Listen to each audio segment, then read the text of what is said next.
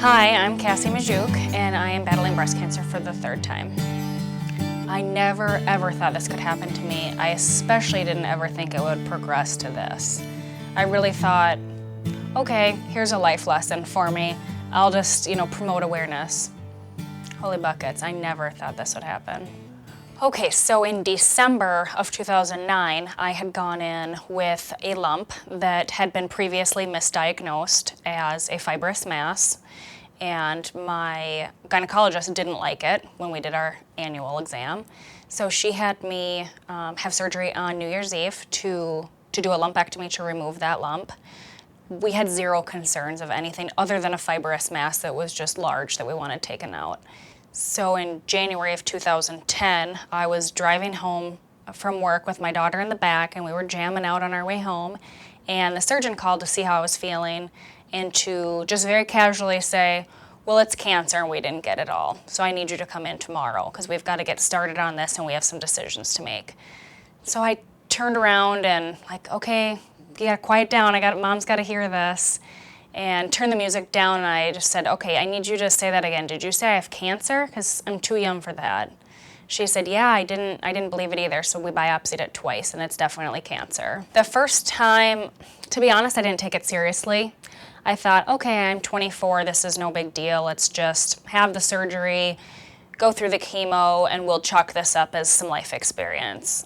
And I didn't take it seriously. I didn't really even listen to my doctors at first. And I went in there super sick after a couple rounds of chemo, and my doctor said, okay, are you done being stubborn? Are you ready to see this as a big deal and listen to me now? And then, I got through it. We did the mastectomies and all the reconstruction and the chemo, and I thought it was over. And right after the guard cleared me of my profile and to go back to duty, in the following Monday, I felt a lump. And so I called my doctor's office and I said, I know it's back. And they said, Cassie, you're probably being dramatic. You have 2% breast tissue left. And I said, no, there's a lump and I know what it is. I want a needle biopsy. So I went in again for a needle biopsy, and sure enough, it had come back. So the second time, I still didn't even take it as serious. Okay, we'll get it. Let's just take the lump out and move forward. And so then we did chemo again, and then I did radiation on my lunch breaks because I was working at state headquarters. And he said, if it comes back a third time, it's like baseball and it's 3 strikes and you're out. And I still just figured, okay, well, I'm 25 now, I'm healthy, just leave me alone. So at the end of June, I went in for my routine PET scan that I would do every 6 months.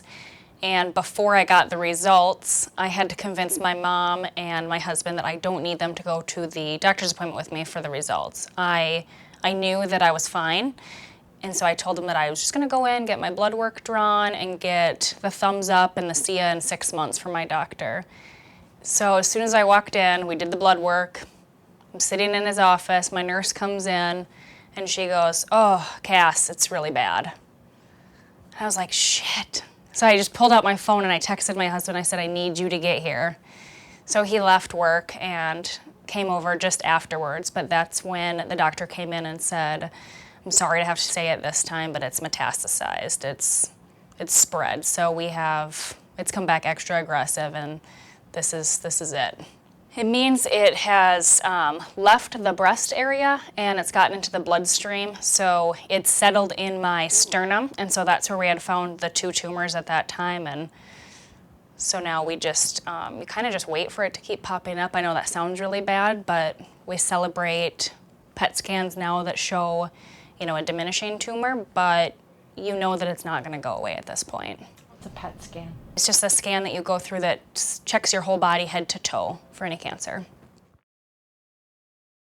And I remember waking up in the hospital. They sat me up and they said, we need to change your ACE bandage and your dressings. Don't look down if you're not ready. So as soon as I got home, I was like, all right, no big deal. And I take the bandage off because I want to hop in the shower. I cried and cried and cried because you look in the mirror and you see something that defines you as a woman, whether it's, a AA or a D, it doesn't matter. It's something that defines you as a female, and that was gone. And that was such a, in-your-face moment for me. I look in the mirror and all I saw was Freddy Krueger got a hold of my chest. And everybody, all the doctors were like, oh, your scars look really nice. No, they don't. There's nothing feminine about scars across your boobs. And I'm 24 and you're putting prosthetic breasts into a bra that looks like it's for an 80-year-old woman. Come on. So then we started the reconstruction, and I did the tissue expanders. So when they did the second mastectomy, they put these they're kind of like balloons under my muscle wall on top of the rib cage.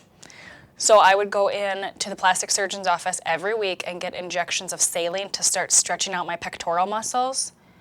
And it was the most uncomfortable process. I would have rather, there were so many times I went in and said, never mind, I don't even care anymore. I just don't care, it hurts so bad. It hurts to stretch that muscle. And all I could think about was, I have to get these muscles ready for push-ups again. How am I ever gonna do push-ups? And then right before Christmas, I was able to go in, and so then the joke was, okay, for Christmas, Cassie got her implants. And I know it sounds conceited, and it's not, because I would have never paid for that, but to be able to look into a mirror and feel like a woman was such an incredible thing, because I had been bald and had felt so ugly with weird scars, and to feel normal was the coolest thing. To look like a girl again, that was the best Christmas present ever. And it's amazing what they can do. They rebuild nipples and they tattoo everything so it all looks normal. I am glad that I stuck it out and I went for it. When I saw everybody show up for the Pink Tank project, I was so proud to be part of an organization that cares so much about its soldiers that they want to promote awareness. And it was so cool to see not only the people that have been very close supporters of me, but just random girls in the Guard. It was so cool to see everybody come together. Absolutely, women should be going to the Pink Tank Project Facebook page and liking that so that way they can stay up to date with everything. And it'll serve as a good reminder to do your monthly breast exam. I didn't do breast exams on a monthly basis. I just happened to have a lump that was located in a spot where the underwire in my bra was cutting into me, and so it was very uncomfortable.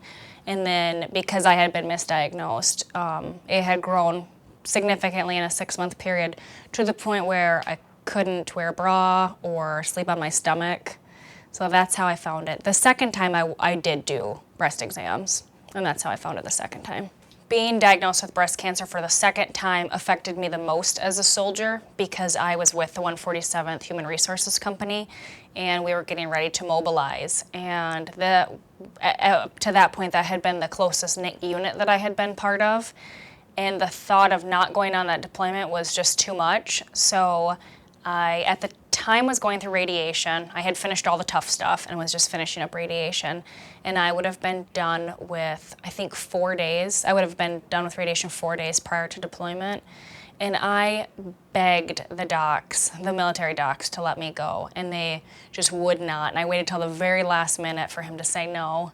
And that was so tough because I felt like a quitter. And I felt like I couldn't be there to support not only my troops underneath, but the people that have been, taking care of me and a second family to me. And the Guard has just been awesome, totally awesome, really understanding with my schedule and letting me go to my appointments and take the time that I need and not lessening up my workload because they know I need that normal feeling and to be part of that team at work. Surviving and battling the breast cancer for me has given me a completely new perspective. My priorities completely shifted because the first time I was, 24 and trying to really establish myself as a full-time guardsman. So I was working the late hours and putting work, I don't want to say putting work before family, but putting work before family.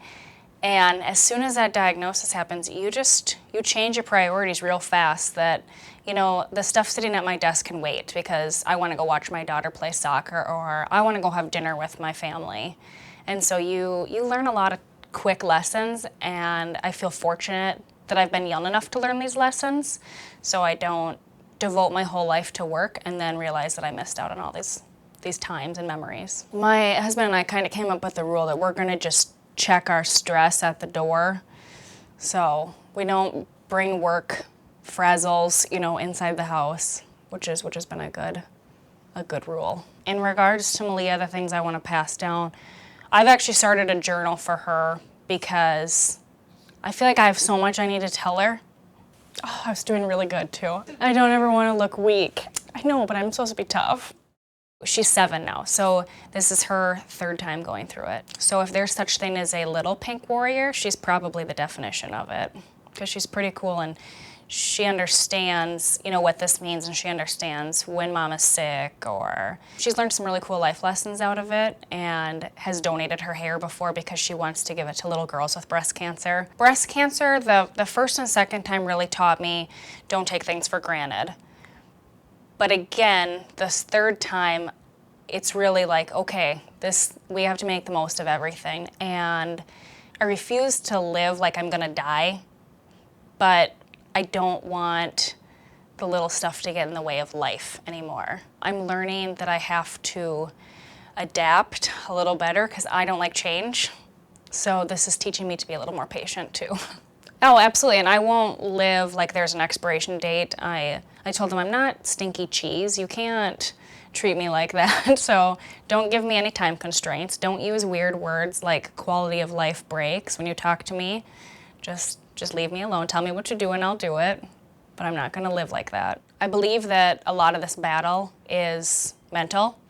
And if you're not gonna be tough, you're not gonna make it. And I really wholeheartedly believe that.